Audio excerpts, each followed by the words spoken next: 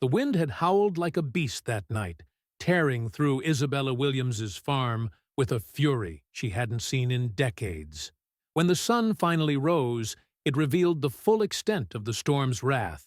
Fences torn from the ground, fields drowned in water. The barn she had built with her late husband reduced to little more than a pile of wood and twisted metal.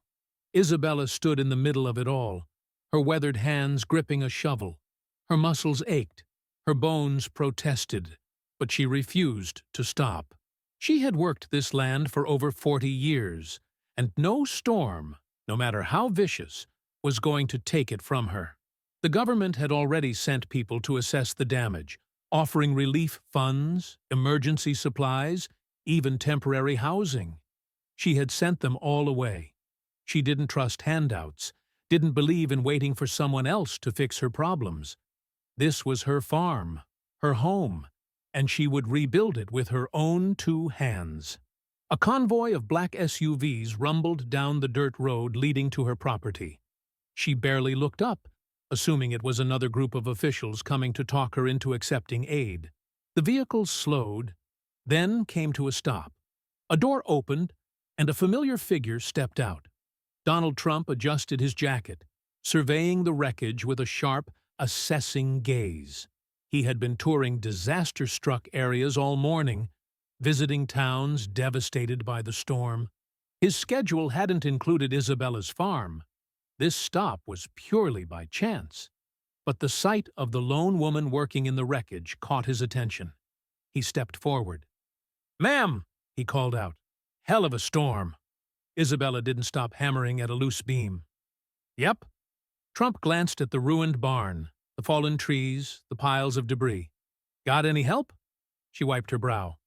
"Don't need it," he smirked. "Stubborn? I like that." She finally turned, narrowing her eyes at him. "I'm not stubborn. Just not looking for charity."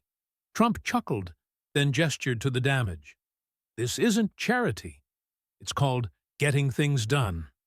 Without waiting for a response, he shrugged off his coat, grabbed a pair of gloves from a nearby toolbox, and lifted a fallen plank. "What's next?" Isabella hesitated. There were no cameras, no reporters. He wasn't here for publicity. He was just a man who had seen someone working hard and respected it. She sighed, then nodded toward the barn. "If you're serious, we need to clear that rubble before I can rebuild."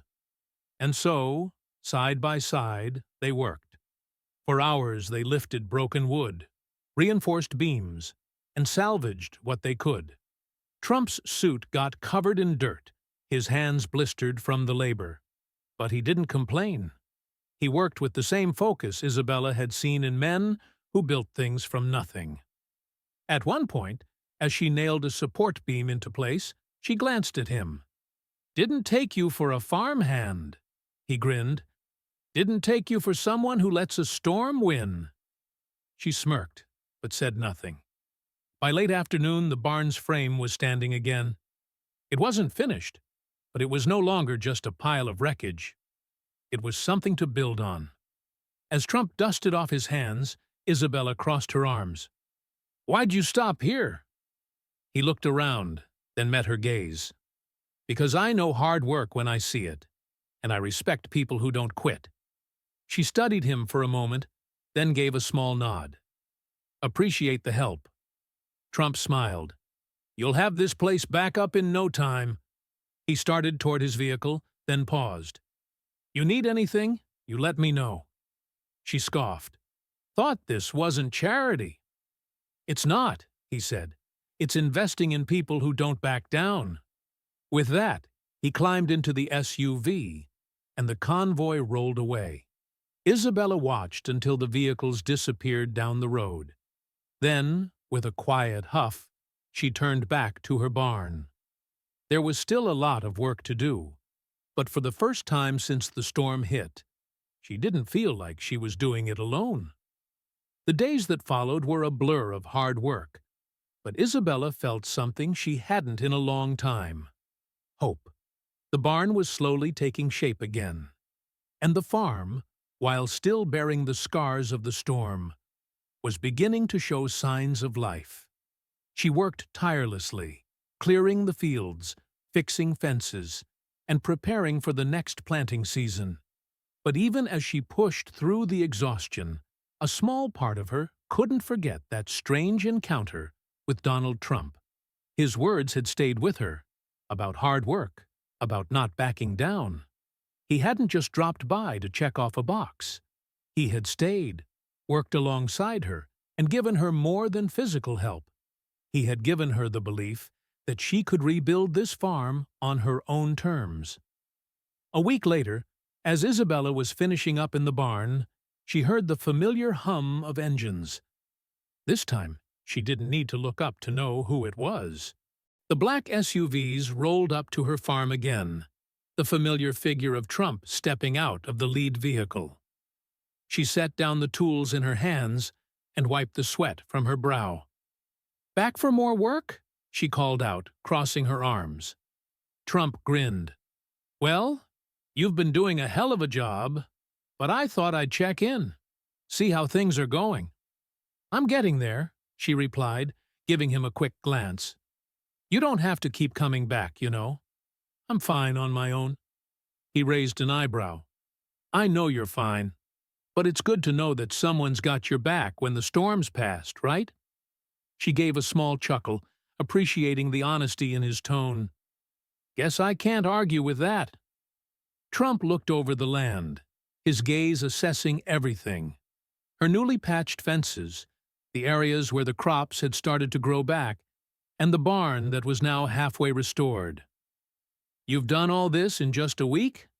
Isabella nodded. "It's hard work, but it's my work." Trump nodded slowly, clearly impressed. "That's the spirit." He paused for a moment, his expression turning more serious. "I know you're not one to ask for help, but I want you to know that if you ever change your mind, you've got resources. We've got access to equipment, manpower, whatever you need to get this place back to where it was."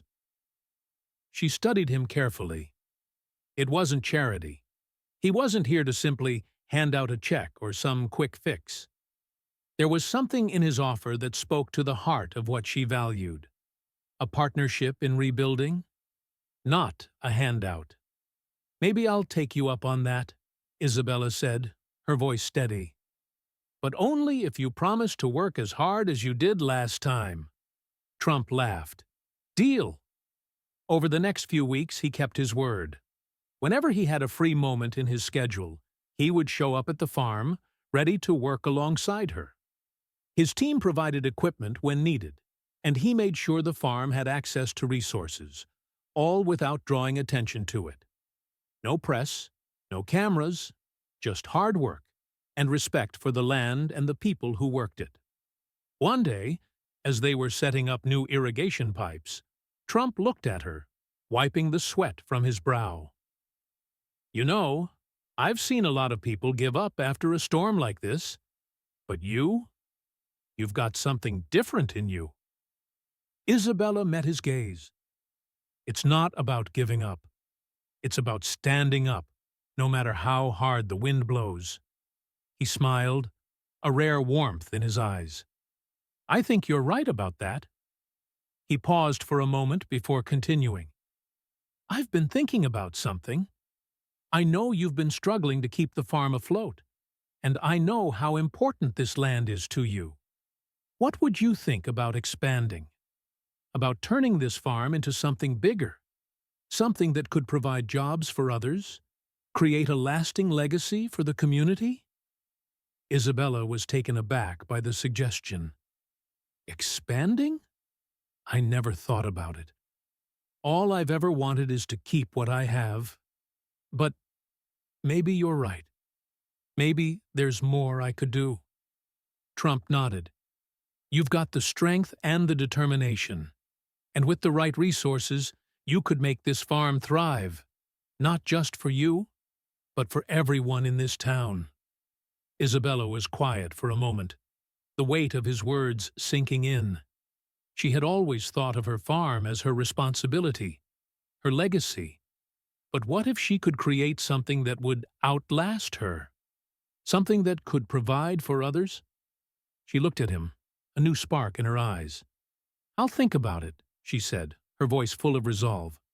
"But if I do this, I'm doing it my way. No shortcuts, no handouts." Trump smiled. "I wouldn't expect anything less." As the days passed, Isabella's vision began to shift. The storm had torn down what she had built, but in the process, it had opened her eyes to what she could build in its place. And with Trump's help, his quiet, unflashy support, she began to see the possibilities. The farm became a symbol of resilience, not just for Isabella, but for the community. It grew in ways she hadn't expected, creating jobs, bringing people together, and breathing new life into a place that had once seemed doomed.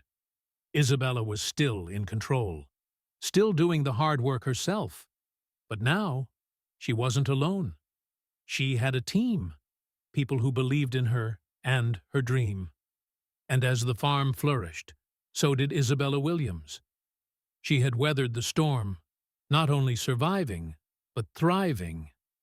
And through it all, she never forgot the lesson she had learned from that unexpected visitor. That even in the darkest moments, there's always room for growth, for change, and for something greater than what we ever imagined. As the farm began to thrive once more, Isabella stood at the edge of her fields, watching the sun dip below the horizon. The crops were lush, the barn fully restored, and the sound of laughter echoed from the workers she had hired. She had created something new, something bigger than herself, something that could stand the test of time. But it wasn't just the farm that had grown. So had she. She took a deep breath, feeling the cool evening air fill her lungs. The world had tested her, but it hadn't broken her. She had stood tall in the face of adversity, and now her vision was unfolding before her eyes. Trump had kept his word, not by offering her handouts, but by giving her the tools to build something stronger than the storm that had threatened to destroy it. But Isabella knew it was never really about the resources. It had always been about resilience. It had always been about refusing to let the world knock her down without getting back up. As she walked through the fields, a soft smile played on her lips. It wasn't just about the farm, the work, or the struggle. It was about the people she had helped along the way. The workers who now had jobs, the families in the community who had a chance at a better life. She had built something that would outlast her, something that would continue to provide for others long after she was gone. And yet, there was one question that still lingered in her mind. Was it enough? Could she really make a difference? Isabella paused for a moment, looking out at the land she had fought so hard to save. Her heart swelled with pride, but a part of her knew there was more to do. More people to reach. More lives to touch. She couldn't stop now. She turned back toward the barn, where her team was finishing up for the day. They had worked hard, and they had come together as a family. It was a reminder of what could be achieved when people worked together, when they believed in something bigger than themselves. But as she walked toward them, she stopped and looked up at the sky, at the vast expanse above her. The clouds had parted, revealing the stars. She smiled to herself, knowing that no matter what storm would come next, she was ready. Ready to face it with strength, with heart, and with the people who stood by her side. She looked back at the camera, her gaze steady, and for the first time, there was no doubt in her eyes. Sometimes life knocks you down. Sometimes it feels like the weight of the world is too much to carry. But the truth is, we all have a strength inside of us, a strength we don't even know is there until we're forced to find it. She paused, letting her words sink in. If you're out there, feeling lost or defeated, remember this: you're not alone. You're stronger than you think. And if you keep pushing forward, keep standing tall, you'll find your way. Because the storm doesn't last forever. The sun will come out again. Isabella smiled, and with one last look at the land she had rebuilt, she turned to her team, ready for whatever came next. Stay strong, stay resilient, and never stop fighting for what you believe in. The camera lingered for a moment before fading to black, leaving the audience with the powerful message of hope and perseverance. So, what about you? What storm have you faced that made you question everything? How did you rise above it? Share your story in the comments below. Let's keep this conversation going, because we all have the power to overcome. And when we share our stories, we inspire others to do the same. Stay strong. Keep fighting. And remember, your journey isn't over. It's just beginning.